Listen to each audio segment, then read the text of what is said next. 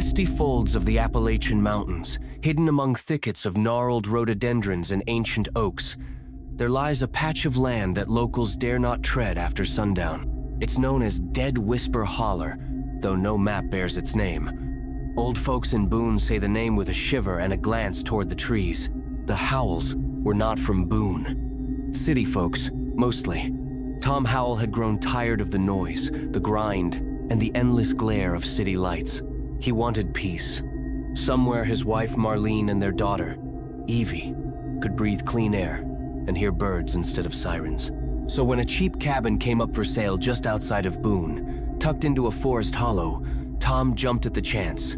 Too good to be true, the realtor had said with a forced smile. Been empty a long time. Folks around here just prefer the town. Tom didn't ask questions.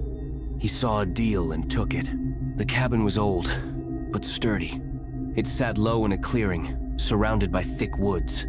A creek ran nearby, and deer tracks crisscrossed the mossy earth. At first, it was perfect. Evie chased butterflies. Marlene took to gardening, and Tom finally slept without earplugs. But that peace didn't last long. It began the third night. A knock at the door, soft but firm, just after midnight. Tom assumed it was a neighbor, maybe needing help. But when he opened the door, no one was there. He stepped outside, scanning the trees with a flashlight. Nothing moved. The forest was deathly still. The next night, it happened again. 3 slow knocks. Tap, tap, tap. This time, Tom waited with the porch light on and his old hunting rifle in hand. When the knocking came, he flung the door open. Still, nothing. No sound of footsteps retreating. No crunch of leaves, just silence and a growing chill. Over the next week, the knocks moved first to the windows, then the walls. One night, it came from the roof. The dog, Rufus, once a fearless mutt, began hiding under Evie's bed, whining and shaking. Marlene wanted to leave. Something's wrong with this place, Tom. We're not welcome here. It's just animals. Maybe a bear. Or raccoons.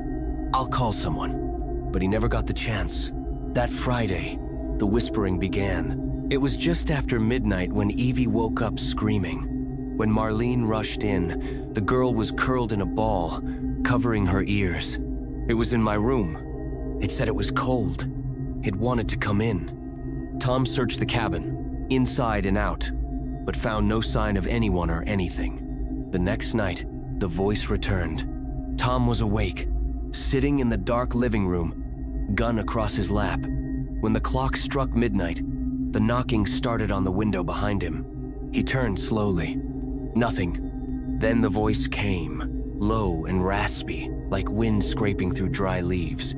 "Let me in. I'm so cold." Tom spun and fired at the window. The glass shattered, but the night swallowed the noise.